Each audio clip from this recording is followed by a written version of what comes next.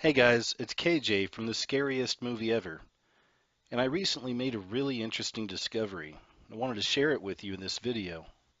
I've always been fascinated with mysteries, mind control in our modern media, occult symbolism in our world and what it really means, mysteries of the cosmos, mysteries of God, and not only exposing the so-called Illuminati symbols in our popular culture, but exploring the meaning behind these symbols. After all of these years of researching all of these strange subjects, sometimes it's hard not to feel like you've seen it all. And then, just when you think you've seen it all, something like this comes along. So, long story short, I stumbled onto this forum that wound up really blowing my mind. Had a lot of amazing information in there, and the whole thing, as I was reading it, it resonated with me. It was posted from a woman that clearly has worked in the Hollywood industry. So I originally found it on a website called Indian in the Machine, and it was titled Close Encounters with Celebrities in Show Business: Clones, Satanists, Prostitutes, and Serpents Dying for Attention Literally. How could I not want to read this article? It really was a fascinating article, and it wasn't really so much an article as it was a blog. She was just making entries, and I traced it back as far as I could. I only found it in two other places. On Indie and the Machine, it was posted back June 2nd, 2012. Now, I found it going all the way back to August of 2010, and it was posted by a person calling themselves Felicia G. And since then, it was posted in two other places, and that's it. Now, the reason I thought that was so interesting is because of all the information in these blog entries. Now, take it from me, I have seen my share of these kinds of messages, these kinds of posts, these blogs. I know a lot of you have seen this stuff too. I mean, any one of us that are interested in these kinds of things, the so-called conspiracy theories, or the Illuminati, or UFOs, or the paranormal, whatever it is. I mean, most of us who've really done our digging for a few years, we've seen most things, right? Most of us have seen most of this stuff.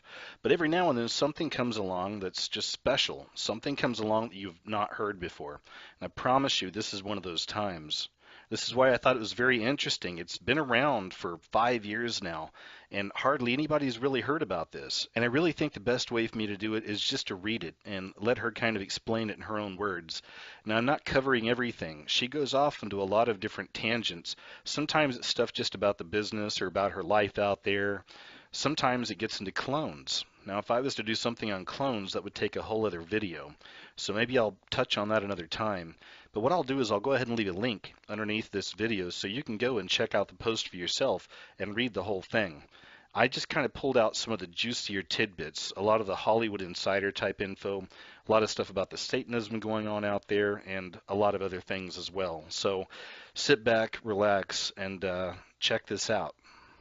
I think you're going to see that once I start reading this and once you start hearing this lady's experience, you're going to be able to connect a lot of this to a lot of the information you've seen throughout the years. It's very interesting stuff. If anything, this is going to fill in a lot of gaps that have been there for a very long time, because most of us are well aware of that satanic Hollywood system. But this lady's talking about things that happened in Hollywood all the way back 20 years ago and since then. She's covering a lot of territory here, so it's very interesting stuff. But another reason it really rang true to me personally is, and I've mentioned this in other videos and I think on some of the radio shows as well, but I worked out in Hollywood myself for many years. Now, I was a writer and I had an agent and all that, and I was always trying to sell stuff. But for work, I was working in television, mainly in reality TV, and I worked in production, so I wasn't any kind of a big shot or anything. But I'll tell you this right now, if you want to hear the best Hollywood stories, the real Hollywood gossip, the stuff you're not going to see on like E! Entertainment TV or Bravo or any of those daytime talk shows, the best way is to know somebody that works in the industry in production, or to get out there and do it yourself. Because oftentimes these people have been out there for years and they've worked on movies and TV shows, and they've even been to a lot of the parties. Sometimes they've even dated some of these stars. So when you're working out there and you're with this peer group of people who are all trying to make it in the industry, you find the best stories, the juiciest stories, the wildest, craziest stuff. And to me, that's exactly what this video is going to be. This is a lady who put up a blog 5 years ago, decided to spill the beans on some things. No one really caught on to it, it seems like, but I don't think that mattered to her. She was just trying to put stuff out there. So without further ado, kick back, relax, and get ready for something very special. And most importantly, I think, mind opening, enlightening. This stuff shines the light on a very, very dark industry. August 2010, Felicia G. I'd like this thread to be a place where anyone who has had first-hand experience interacting with celebrities can talk about what they've observed. This includes anything anomalous, which might speak to the idea of replacements, clones, synthetics, or even spiritual possession. Even if all you did was see someone perform live at a concert, or you attended a book signing or political rally, or maybe you had a random moment where you walked past a famous person, I'd love for you to post observations here. Also, I would love for people who have worked on stage professionally, or as a model, or in film or TV or music video sets, to share any observations they might have had about weird things that make you go, the entertainment world is full of high strangeness. My own history comes as both a former actress, singer, and also a writer. Also, I'm just someone who has come across a lot of celebrities and people who work in show business as part of my daily life. Some of it comes from the area where I live, which is an artistic area where lots of celebs and artistic people chose to vacation or even retire. I think I only understood the idea of replacements being possible on an intuitive level for a really long time. Most of what I observed has to do with significant emotional, spiritual, and interpersonal changes that happen when people are presented with really big show business opportunities. Please understand something very important as you read this thread. At any given time, the members of the Screen Actors Guild are 99% unemployed, and there are many, many other actors who are non-union who are also working in the industry on and off, and they are also about 99% unemployed. For the years I worked as an actress, I was equity eligible, which at the time was a subcategory of stage performers who had worked on jobs earning equity minimum rates, but had never actually been hired in an equity show. At the peak of my acting career, I was making equity minimum rates, which in the late 80s, early 90s was $300 per week, and that was considered rich living in the acting industry, believe it or not. Most acting jobs last from 4 weeks to 3 months if you're doing a stage show, such as with a regional theater, dinner theater, or youth theater. That's part of the reason why the unemployment rates are so high. Jobs don't last very long because shows might have a run for just a few weeks, and then you have several weeks of rehearsals before that, so your entire work period might consist of a very short period of time. I did many different kinds of work, ranging from regional theater to Shakespeare in the Park type stuff to summer stock, kids theater, school tours, things like that. In between, I worked as much as possible doing things like voiceover work, live events like industrial work at auto shows as a spokesmodel, and TV and film bit parts. I was lucky to work steadily during the time I was a professional actress. I never took work as a waitress, for instance, to keep me going between jobs. I seemed to always have a gig going on. Most of my friends in the meantime made more as waiters and hostesses in restaurants and worked for 2/3 of the year in the restaurant industry. And many of them were a lot more talented than I was. Show business is just a brutal, brutal industry. In the stage world, which centers in New York, you have the gay mafia running things.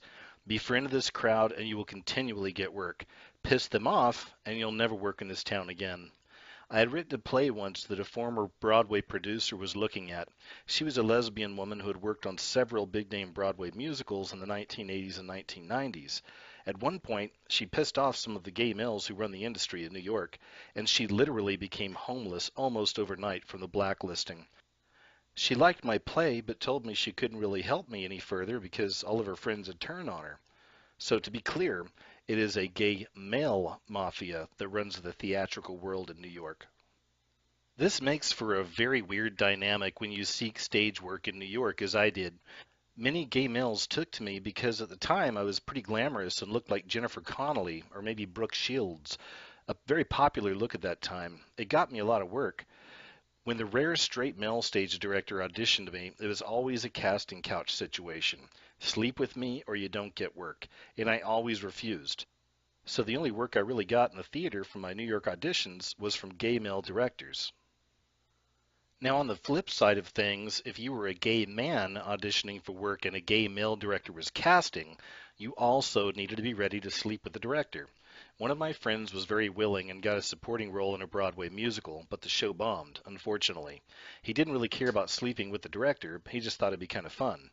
Now, I'm explaining the background here of the stage world. The stage is very different from TV and film, which I'll discuss here in a moment.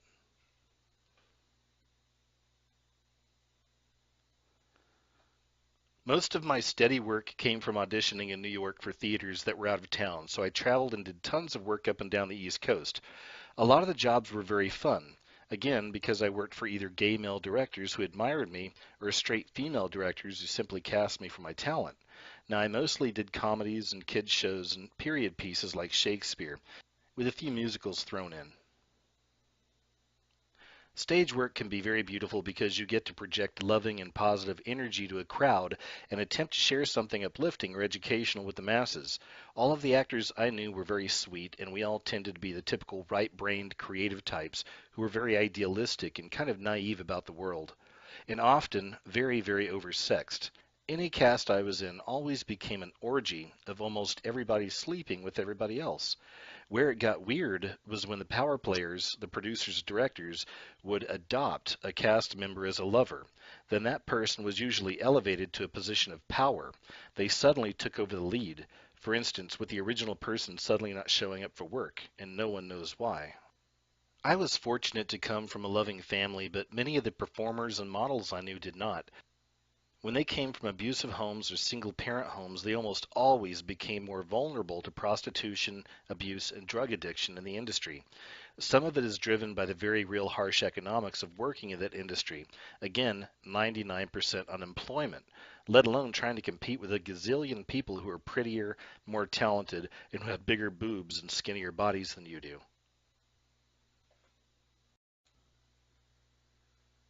So, from a director or producer's perspective, when you have thousands of gorgeous young men and women dying to get a part, why not have some hidden job requirements like sleeping with the director?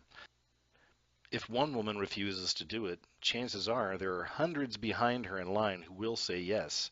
And that's the mentality. The problem is that young women often think that sleeping with the director means that they will be taken more seriously as a performer and get more access to meatier roles. It doesn't always work that way. I knew two actresses, one who was a comedian actress and the other one who was just an actress, and they were trying to make it in New York and were pursuing every option possible, knocking down doors, pounding pavements, all that. One of them ended up sleeping with this yucky comedian named Jackie Mason because he told her he would help her get live comedy gigs in the city. He did invite her to perform at one event, but that was it. She stopped sleeping with him pretty quickly, and the entire experience really darkened her, blackened her spirit. She went from this gorgeous Italian American New Jersey comedian to this saddened, heavy drinking, harsh toned woman almost overnight. She told me he gave her drugs too, so God only knows what really happened. The other girl, the actress who was friends with the comedian, actually had a TV agent in the city who put her up for a minor speaking role on the TV series ER. This actress was told that she needed to sleep with, I think it was a casting director, not the episode director. And either way, she did it. And she did get a small performing role. Her agent had basically operated as a madam, setting her up to sleep with the director to get the role. After the agent knew the actress was willing to go that route to get the work, she set her up to work as a full-time escort between acting jobs. The last I talked to this poor actress, she had descended into full-time prostitution because she wasn't getting auditions for acting work anymore. But her agent was sending her loads of Johns to sleep with at the same time. So many acting agencies are fronts for prostitution, escort services, S&M dungeon master stuff, and even worse. Joe Franklin, who had a late night TV talk show in New York, was another one famous for getting young girls to sleep with him while making all these promises about how he had set him up in show business. And of course, it never happened for any of the women. It was always a setup.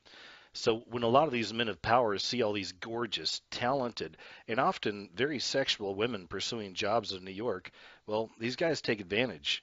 Now, I'm still talking about stuff happening on a relatively human level, man to woman. It's abusive, it's nasty, sure, but in some ways, it's a story as old as time. What I've talked about so far is what happens in the very lowest levels, the lowest tier of show business. This is where I was, where people were basically just working for a living, trying to keep themselves and their integrity intact, naive about the larger stuff going on for the most part. Some made bad choices, fell into prostitution, drug use, and even porn.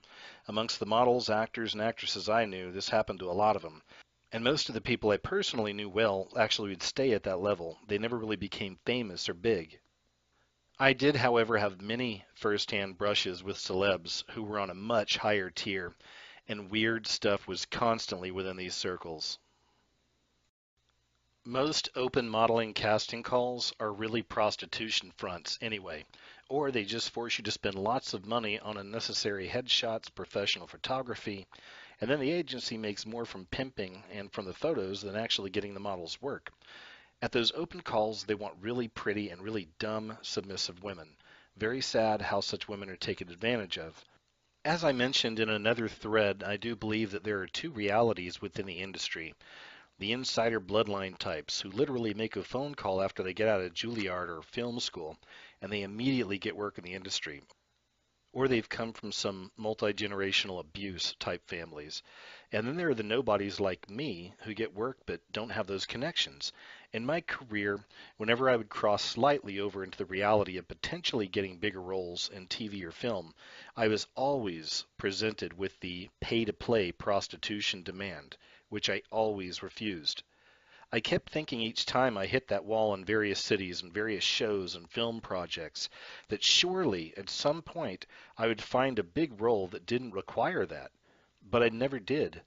Casting directors, agents, and or directors always made it very clear that you not only make yourself available to sleep with that specific power player, but most actresses are expected to be on call in what's basically a pool of prostitute escorts for other powerful people that particular person might know.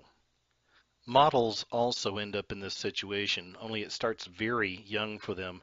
Since a model's career is usually over by 25, they start working at 13 to 16 years old and begin working as prostitutes from day one in addition to going on modeling calls. Because models also have to keep an extremely inhumanly thin physique, they are fed cocaine the very first time they're at a modeling shoot, usually, and this keeps them lively and bouncy for the photo shoot, lowers their sexual inhibitions, and makes them feel part of the adult crowd. I have lived on a property where many Ralph Lauren and other high-profile clothes catalog shoots have been held, in addition to many women's magazines shooting photo spreads there. Cocaine was handed out at the refreshment table much of the time. I usually showed up, grabbed a snack, and left. I couldn't believe how open the drug use was. The models were sickly thin, but looked great in those bulky clothes.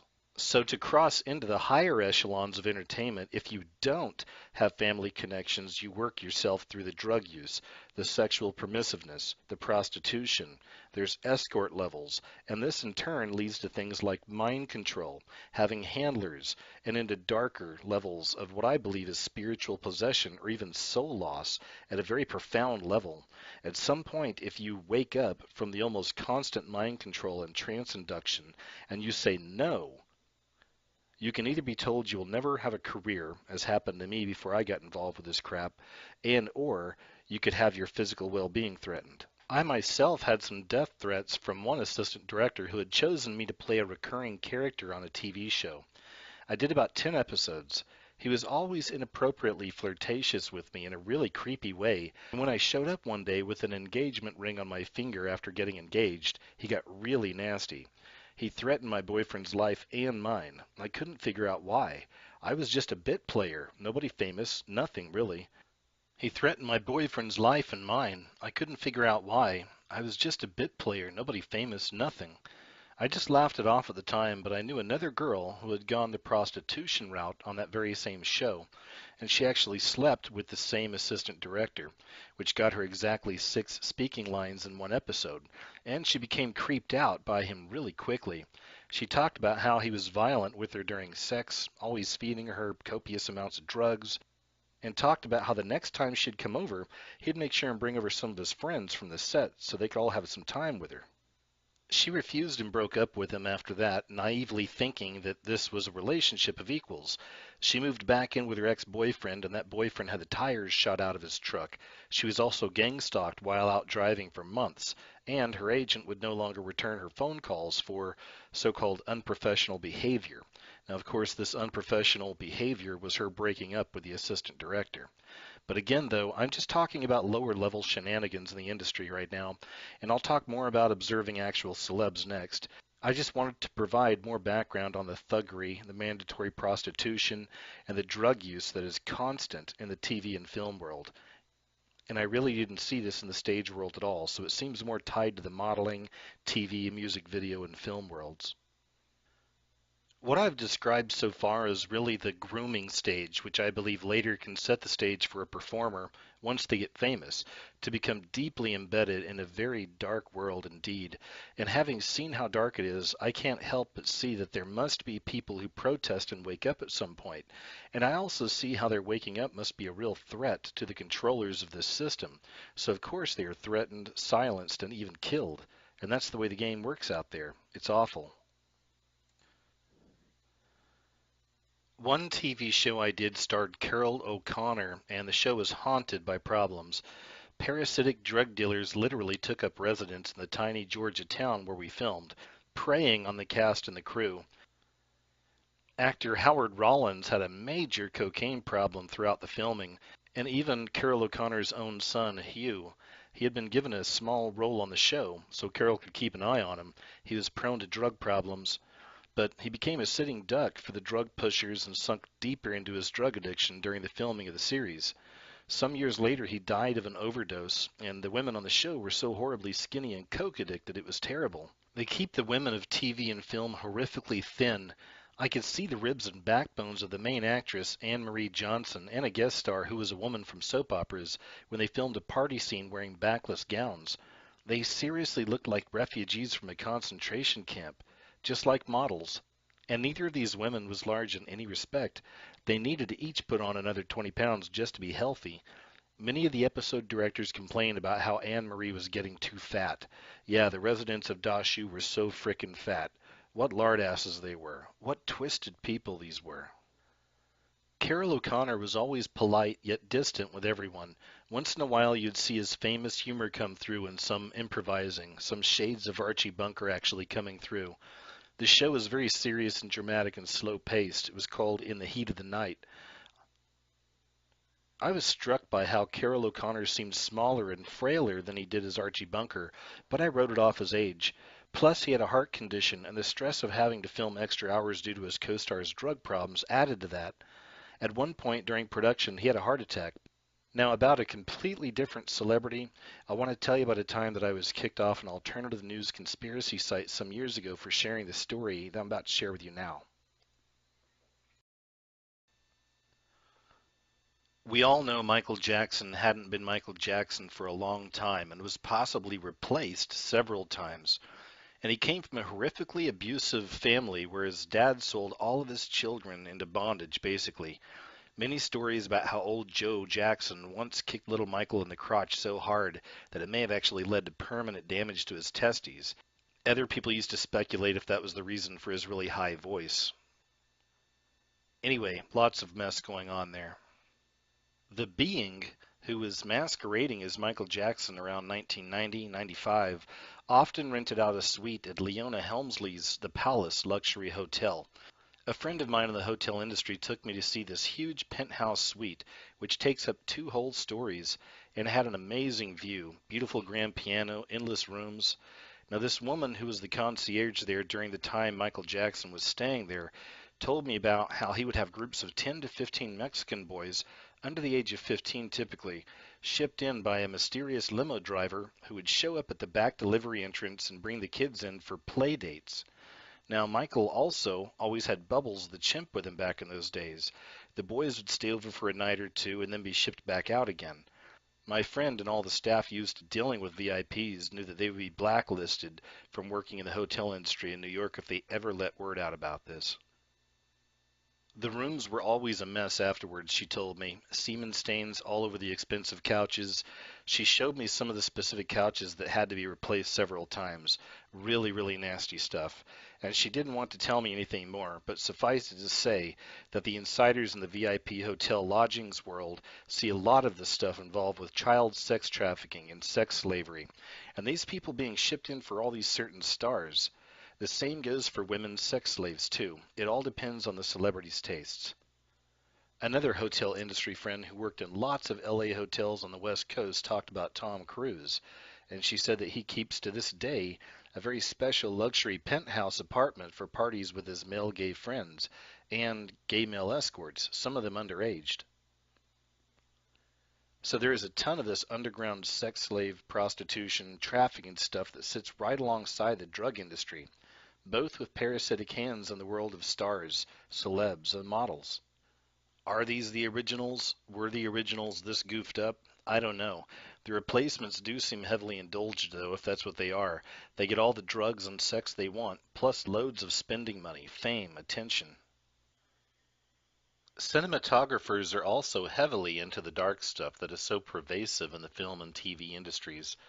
Through friends of a friend, I've had several conversations with a man who has been a main cinematographer on tons of mainstream hit films. He worked on Kill Bill with Uma Thurman and Quentin Tarantino and David Carradine. He described working on that set and his whole gleeful description of the constant immersion in blood. Fake blood, of course, one would hope. He also gleefully talked about body parts being tossed into scenes and other celebrations of carnage, and it really made me sick. And he just loved it because he's a nasty piece of work. He described this weird affair between Uma and Quentin Tarantino and how he would sort of program her to do her scenes. The real Uma seems very different, quiet, low-key, nerdish, and even bookish, so definitely lots of programming and handling was going on there. Now, I've never been able to watch the movie. Tarantino's work is just such an openly satanic celebration of bloodlust. I really want to kill the bastard. This cinematographer has also worked with some major action directors like Michael Bay, who I'm convinced is not from here. He's just not human. I mean, go look at his eyes in the photos sometime. He's a weirdo. But again, this cinematographer only seems to work on these action, bloodlust, and bloodletting type movies. This guy, the cinematographer, was also a major creep who kept his wife at home. Then he'd go off someplace like China for 6 months and sleep with a second tier actress and crew members who all worked on the set. And then he'd come home to this clueless wife. Now, this happens all the time out there. And horrific all around, really. Sets pretty much operate as free-falling orgy zones. Married people suddenly become unmarried for purposes of filming, and then they go back to their significant others later. Michael Douglas did this for years to his long-suffering wife Deandra. Kathleen Turner recently confirmed this in her biography. The same thing played out in the earlier marriages of both Mel Gibson and Kevin Costner. Remember how for ages their publicists promoted them as these ultimate family men, still married to their longtime sweethearts, devoted dads, all that stuff? Well, now the truth is coming out about how abusive Mel is, and Costner's always getting caught sleeping around. It's such a creepy world. Don't believe any of this knight in shining armor spin about any star, male or female. And yeah, it's all right there in the pageant industry as well. I was in the Miss Teen Pennsylvania pageant back in the day. I think that is what it was called back then. And during the 3 day rehearsal period before the pageant, I was pretty much told by the production heads that I was being given a very favorable rating by the important people because I could sing, dance, I had good grades, etc. It was weird. It was like they were telling me in advance I was going to win. Not that the prize was much. I think it was just a couple of $1,000. Anyway, as we headed into the dress rehearsal stage and were finalizing our performances for the show, one girl who was very sexually precocious and who had a really large rack on her started noticing how the judges and pageant directors were paying me a lot of attention. So she started kissing up to them. Well, she ended up actually winning the pageant. Now, I kept in touch with my roommates, 3 girls I had roomed with over the rehearsal weekend who were all contestants just like me. And one of them later told me that the girl who won had slept with one of the male production people. Pure coincidence that she happened to win? Of course. I mean, the girl was 16 years old, but she did look 22. So I hope she was okay after that and didn't sink into that horrible little sideshow world of larger national pageants. I also knew a former Miss Pennsylvania, a very clean-cut athlete type of a woman. She was Miss PA in the late 80s sometime. She talked about how at the national pageant it was all about who would be most sexually accommodating to the judges that weekend, before the final pageant show was held. She didn't win Miss USA, but after what she saw, she had no regrets at all. And you know about the now D-list actress Tara Reid? She of all the addictions and the crazy plastic surgeries. She makes her living earning about $20,000 to $50,000, at least back when she looked better, as a private escort to many wealthy international men. Because when you are a C or a D level celebrity female, you actually earn more as a prostitute than as an actress. And I guess the attitude of these poor, abused, mind controlled women is, hey, at least it's a job. They call it per gig, which usually involves travel to be with the gentleman in question somewhere out of the country at his estate, a private island, or a yacht, the usual stuff. Now, Pamela Anderson has been doing the same thing for a long, long time. She makes more, though. There are many, many actresses involved in this, and there's also plenty of actors involved in it as well. Now, many others like this one actress, Mina Savari. You may have heard of her, but she had made a really big splash in this movie called American Beauty. But in recent years, she had totally disappeared off the map. She's actually making loads of money as a dominatrix, catering to clients with certain, well, tastes. Now, a lot of this information concerning the actors and actresses who are actually involved in prostitution is not only gleaned from my own personal experiences, but also from a lot of my friends who work in the higher end hotels in LA and Las Vegas. Since SAG minimum rates for a day-long gig used to be, I don't know what, $500 a day or something like that. I really have no idea what it is now. But minor stars might get 10,000 for a small walk-on role as the villain in a TV series. But it turns out that they can actually make way more consistent income doing the call girl stuff and call boy stuff, just whatever. In addition, many female celebrities got started in prostitution and later became stars. Or they worked in a few roles, their careers stalled, and then they went into prostitution, serviced the right client, and then their careers became bigger again. Case in point, Denise Richards, who was working as an escort when she got involved with Charlie Sheen. Her acting career never really took off, and she always had more work as a call girl than anything else. Paris Hilton was a notorious LA prostitute, and the only reason she ever became a celebrity was because she blackmailed certain highly placed entertainment people who were in her little black book. And that's how that horrible woman was foisted upon us all, and young girls especially, who for a while really looked up to her. But her arrest for cocaine the other night is more typical of what she's always been up to. Paris now makes between 500,000 to 1 million just to show up at a party for like the King of Bahrain's son and stuff like that. She does those international prostitution party appearance gigs all the time. There is also a big esoteric psychic ritual component going on in Hollywood. Depending on the wiring of the woman, she might be used to conceive a particular type of a soul during a ritual. She could be used as a breeder, and then suddenly the baby disappears. Also, there are sexual rituals, and they're usually used to bring energy to a person, a company, a project, an endeavor, or even to a location. Older women are often used to help a younger member, male usually, of a connected family celebrate his sexual maturity.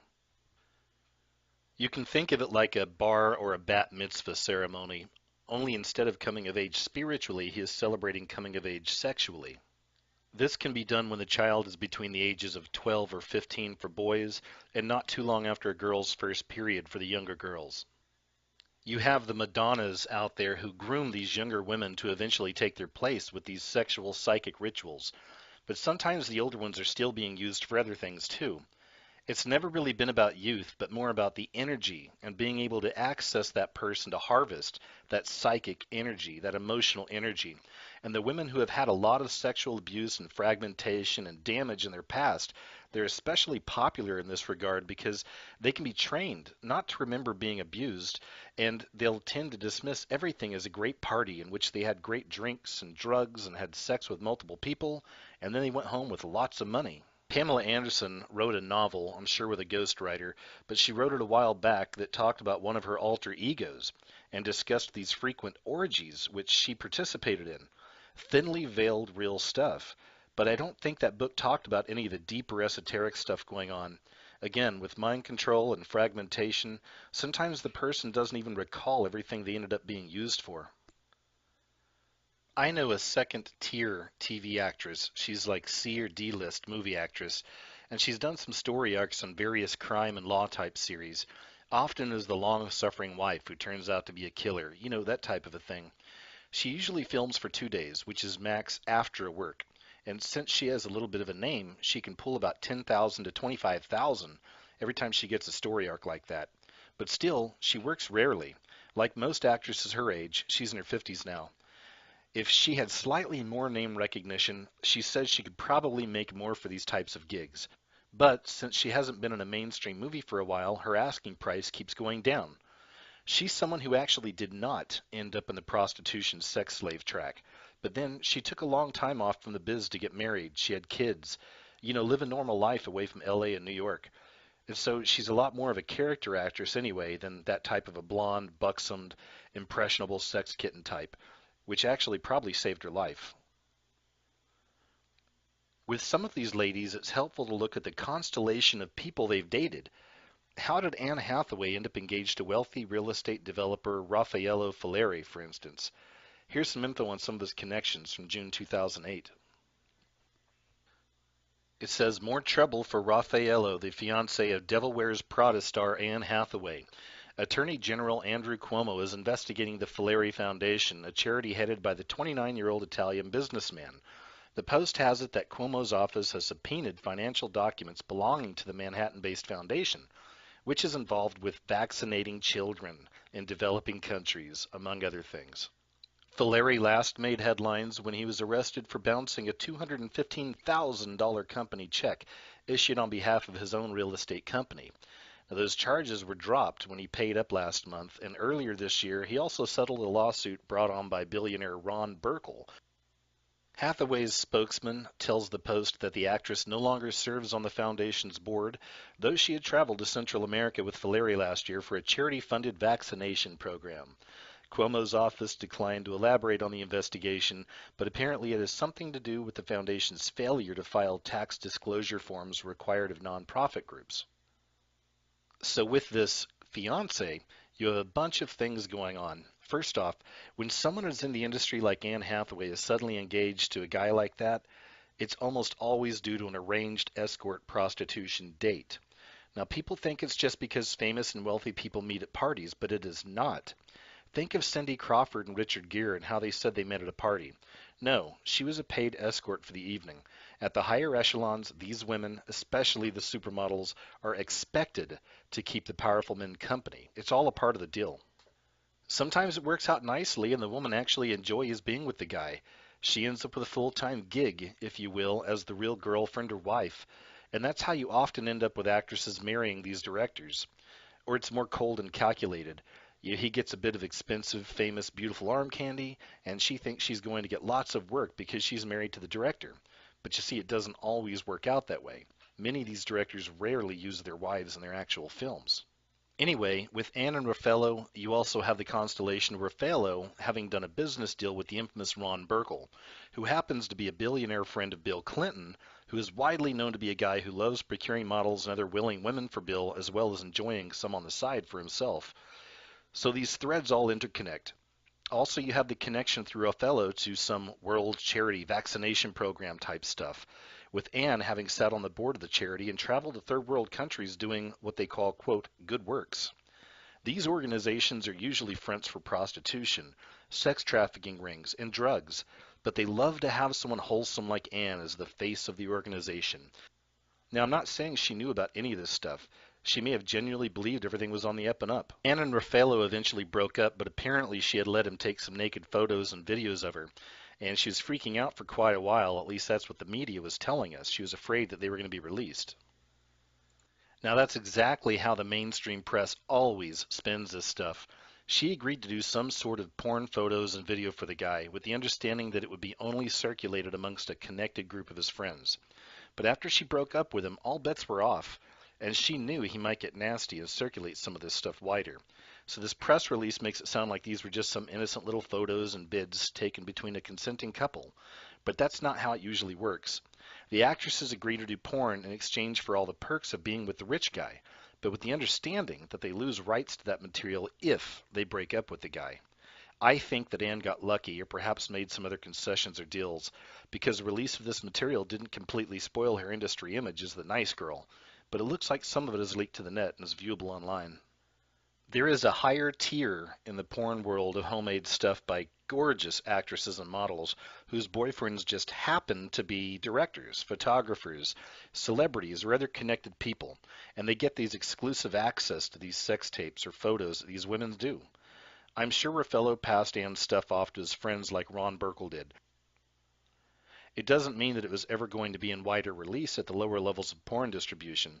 This is the more exclusive stuff, just for the exclusive circles. I'm afraid that these are the same exclusive circles who probably have access to these snuff films and sacrifices that are filmed, and that many of the same people who end up being replaced might also have their deaths or torture filmed and circulated. I can't say that with 100% first-hand knowledge, but I have known people who survived sex trafficking and that they say that snuff films are done when a sex slave, prostitute, call boy has gotten a bit too haggard or maybe worn out around the edges, past his or her sell-by date, and or have pissed off the wrong people. And there's a huge market in these exclusive, connected, and wealthy circles for that stuff. I think if we really want to know what happens to the people who get replaced, that such snuff films would unfortunately tell us more than we would ever want to know. About Melissa Joan Hart. She's been working in show business since the age of 4, and having starred in Sabrina the Teenage Witch for all those years, she's no doubt highly skilled at moving esoteric energy, mind control, and even hypnotic energy, and influence her young female fan base with whatever themes the producers, writers wanted to get across. Now, a lot of that is probably unconscious on her part. She's just doing what she's been trained to do. Her husband, Mark Wilkerson, is a bit of a puzzle, though. Very little info available on him, even though he has his band called A Course of Nature, which has had some minor hits. The two of them did name their first kid Mason Walter Wilkerson, which is interesting. Who uses Mason as a first name, unless it has some significance? Perhaps a nod to the Freemasons, I was guessing? My sense of the couple is that they are very good workers for the system. They represent the good guy, good girl platform. They are being used by the system, but might not be insiders themselves. Melissa is busy being a good breeder, though. Just had her second kid, I think. Keep in mind with the breeder women is that there are often children born between the pregnancies we hear nothing about. They're the ones that get donated or sacrificed. Kids who can move psychic energy as powerfully as Melissa no doubt can and will be highly prized. I also wouldn't be surprised if Melissa's own children, or at least one of them, don't get offered to the Star Machine when they are a little older. As expected, since I joined this forum, I've been getting a certain amount of unpleasant pushback for posting. And that's why I've sort of been posting in a burst. I'm going to probably have to go dark for a little while after my flurry of posting, but I'm sure you'll all understand why. I'm not even in the industry anymore, but the psychic attacks and the synchronistic real-time warnings have been kicking up again. This always happens when I start talking about real things. Some of you probably know me from past posts on esoteric type forums and alternative journalism, conspiracy forums, where often an entire group of gang stalking behavior starts kicking up when I piss off the wrong person. So it's not a lot of fun. Speaking as a former performer, I always had a very pure and spiritual component, a very genuine intention to spread love, light, and positive emotion through my work as an actress, a singer, musician, comedian, writer. Very early on, I ran into the dark arts. There is literally a much more pervasive dark form of art that is ruled by the Illuminati, reptilian, negative ETs, demons, whatever you want to call these things. They're all pretty much the same group from what I've seen. I did tons of Julie Andrews, upbeat, positive type work, largely comedic, some of it kids theater, a lot of it musicals, most of it live staged work. It was only when I started auditioning for, say, David Mamet type plays, in which the women are always hardened and usually whores, that I started to see the bizarro universe that coexists in the arts next to the more innocent, love and light, having fun, making friends, trying to change the world crowd. Whenever I auditioned for the darker roles, I was always creeped out by the metaphysical components. A lot of negative energy is always attached to these directors, the casting people, the actors, the actresses. A theater in which that stuff is happening feels completely different than, for example, a nice little dinner theater out in the country where I portrayed a character in Camelot. The dark stuff definitely involves negative entities. Often these entities and energies that the performers welcome into their bodies is a form of willful possession. Remember Oprah Winfrey's book Beloved, which she did a while back? In interviews, she talked about allowing herself to be literally possessed by a dark, unhappy spirit of a slave so she could better play the role. This is what actors and actresses are encouraged to do, to become entirely disassociative and to allow something other to come in.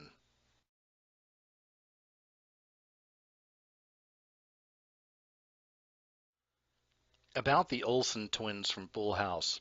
I don't have any first-hand knowledge of them. All I know is that the twins always creeped me the F out. Like they were possessed as very, very little girls, maybe. Then when the one Olsen twin just happened to own the apartment where Heath Ledger overdosed, and the massage therapist who found the body, hint, she wasn't a massage therapist but a hired sex worker, called the Olsen girl first instead of 911, that just seemed to be par for the course with them. Remember, the satanic blood sacrifice type feeling of Heath Ledger's death coming just as Batman was coming out, and how the whole morbid situation ended up creating huge box office receipts, not to mention a posthumous Oscar nomination for poor Heath. You think that was all manipulated in some way? Absolutely. It's all about looking at the connections that these people plug into. You'll find a lot of nasty and juicy stuff that way. As far as all the clones and synthetics, I'm not really sure exactly what is going on there myself. I do have a theory that sometimes horrific plastic surgery of the type that really is more mutilation than beauty improvement can sometimes be done as a form of torture to bring the star in line. I can't even look at some celebs like Mickey Rourke or Heidi Montag or even Ashley Simpson without thinking maybe the original is still in there, but were they tortured into shutting up or falling in line some way? So using extreme surgeries as a form of torture and abuse might happen long before someone is actually replaced, or maybe in place of the replacement. But then some real plastic surgery does take place, of course, to make replacements look like the originals too. So it all gets very confusing. Traditionally, a doppelganger is considered a double, either a physical being or a non-physical being, which mimics someone else in every way, to the point that people get confused as to who's the real one and who's the original. One of the most famous doppelganger stories was of Percy Bysshe Shelley, husband of Mary Shelley of Frankenstein fame. Not long before Shelley's death, his friends reported seeing him walking outside a window of the house, but it wasn't him because the real Shelley was somewhere else at the time. Since he died soon afterward, there were whispers that that had been a doppelganger, which can often be said to be a harbinger of the original's death as well. If you travel at all in this world and happen to work in a field in which you're exposed to lots of strangers, you soon see that there are only a certain amount of body, skin, voice, and personality types out there. In my work as an actress, I'd regularly move to a new town, end up living in close quarters with 30 complete strangers, and get to be very close to those new friends during the time we'd work together on a show. But what struck me after a few years of doing this is that I was starting to see doubles everywhere. Certain types kept repeating themselves. Amongst gay men, for instance, I kept seeing repetitions of almost the exact same type of man over and over again. Very eerie when you've traveled to a new part of the country and the guy has a different name, but he sounds, looks, and acts exactly like someone you befriended months before in a different state or even on a different acting job. When you haven't traveled very much, you don't see this kind of a thing, but trust me, it is very real. So, that does mean that the frequency of natural physical voice and personality doubles is higher than you might think, unless you've traveled a lot and spent time with tons of strangers as a gypsy performer type like I have. Then I went on to do counseling for a decade and worked with thousands upon thousands of strangers, and I saw doubles all the time. These weren't just people who looked alike and talked alike. Their issues and problems, the dynamics they were experiencing in relationships, family, work, all of it repeated itself to a T. Anyway, there seems to be the good Jedis and the dark Sith Lords in the arts, and unfortunately the darker arts are being strongly celebrated these days. Actresses like Anna Paquin, who didn't have much of a career after her childhood nomination for Best Supporting Actress in The Piano, has had to turn to the dark side of art to get recognition again in her vampire TV series True Blood. There can be a lifelong process of trying to get a talented artist to turn to the dark forces. And after that happens, a lot of subsidiary dark stuff starts happening. Involvement in arranged dates with powerful men or women in the industry. Feeding the stars tons of drugs just to get them to disassociate and go along with the abuse. And then involvement in actual dark rituals and sacrifices, but more commonly sex rites, at least like in the beginning of Eyes Wide Shut. The negative gatekeepers need a certain amount of true artists, light worker types who are more fueled by love and innocence. And sometimes such types are targeted to be moved to a higher level of the playing field, while at the same time keeping them surrounded by relatively nice handlers who don't really corrupt them, at least not yet. But it seems that everyone in the industry has to make the choice between corruption or getting out of the industry at some point. Drugs and alcohol and spiritual possession make it easier to say, screw it, I'll do anything to get a job. But a lot of people who try to make it okay within themselves end up the victims of replacement later on, because at some point they usually do protest or get what's called a big mouth, and give that one revealing interview or comment to the media that can get them into real trouble.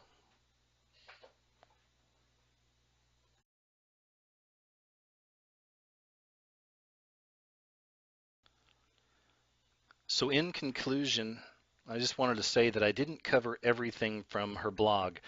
Again, I'm going to leave a link underneath so you can go back there and check it out. She goes more into detail about cloning and doppelgangers and things like that. Most importantly, if you're not familiar with this kind of a subject and this is your first time seeing this kind of a thing, please understand this is just the tip of the iceberg in a lot of ways. A lot of this stuff is really going on.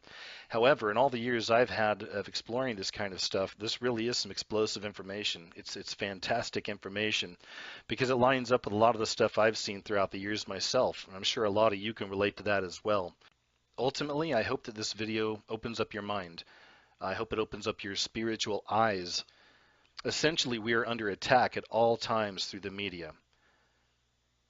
And you have to be aware of that. You've got to know that this truly is a satanic system because these people running these industries, they're in it. They're all in. They fully believe. Not only do they believe in God and the devil, they've chosen his side. Well, anyway, folks, thank you very much for checking out the video. I'll talk to you later.